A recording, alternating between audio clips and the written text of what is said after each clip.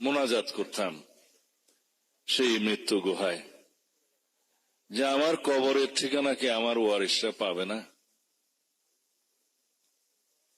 শিলংয়ের সেই মানসিক হাসপাতালের বন্দিশালায় ওখানেও কোলাপসিবল গেট দিয়ে বন্ধ করে রাখা হতো। আল্লাহর কাছে প্রার্থনা করলাম, কি পাগল হিসেবে এখানে আমার জীবন অবসান হবে?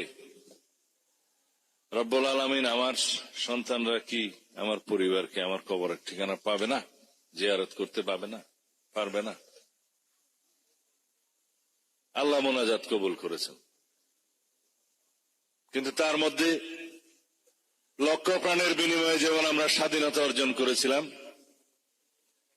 সহস্র সহস্র আত্মদানের মধ্য দিয়ে ফেসিবাদ মুক্ত হয়েছি। কিন্তু এমন তো কথা ছিল না।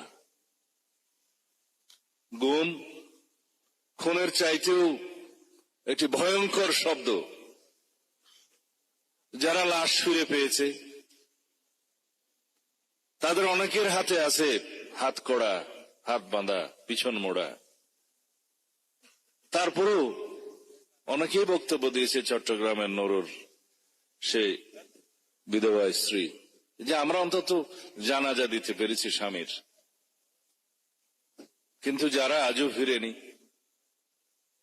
তাদের মা বাবা, স্ত্রী, পুত্র, কন্যা, তারা কি করবে? আমাদের একটা হিসাব আছে মানবাধিকার সংগঠনের, 2023 সাল পর্যন্ত, 2024-এর পরের কথা আলাদা, 2023 সাল পর্যন্ত এই এনফোর্স ডিসঅ্যাপিয়ারেন্সের শিকার, গুমের শিকার একটা খতিয়ানে ছিল 709। কিন্তু পরবর্তীতে সেটা আমরা গুম কমিশন গঠিত হওয়ার পরে জানতে পেরেছি সেখানে রেজিস্টার্ড হয়েছে 1850, যার মধ্যে 350 জনের তদন্তাধীন আছে, এখনো পর্যন্ত তারা ফিরেনি। কিন্তু সেই 709 যে হিসাবটা ছিল তার মধ্যে 155 জন ফিরেনি আজও। তারা আমাদের মতো সৌভাগ্যবান হতে পারেনি। বিচার বহির্ভূত হত্যাকাণ্ডের শিকার সেই সংগঠনের মতো 2693 জন 2023 সাল পর্যন্ত, কিন্তু সেটা পরবর্তীতে 3000 অতিক্রম করেছে। এভাবে জেলখানায় মৃত্যুবরণ করেছে সেই পর্যন্ত 1048 জন। 2024-এর হিসাব এখানে নেই।